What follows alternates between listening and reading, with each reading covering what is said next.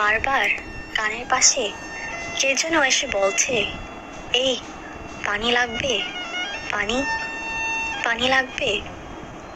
হাতে কোনো লাঠি ছিল না, কোনো অস্ত্র ছিল না, ছিল কিছু পানির বোতল। তাকেও মেরে ফেললেন আপনারা? আরে ভাই, পানির বোতল ছিল, বোমা না। একটুও মায়া লাগলো না? একটুও বুক কাঁপলো না? একটুও কষ্ট লাগলো না?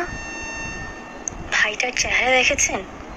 দেখতে কত সুন্দর, কত ভদ্র, মা বাবার কত আদরের সন্তান ছিল।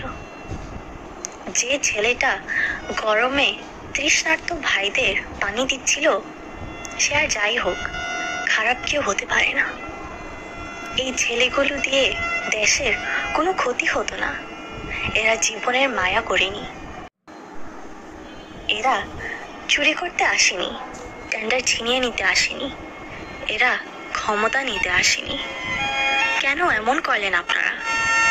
পানি লাগবে, পানি। এই কথাটা ওই ভাইটার মুখে যতবার শুনেছি মনে হয়েছে আমার আপন কেউ, আপন ভাই।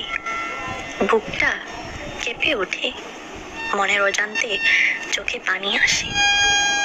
আমি ওই ভাইদের পরিবারের কেউ না। আমার যদি এমন কষ্ট লাগে, ওই পরিবারের মানুষগুলোর কেমন লাগবে?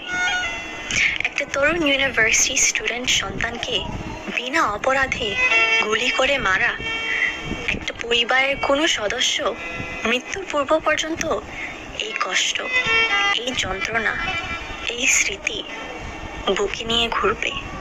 তিনটা শব্দ, পানি লাগবে, পানি।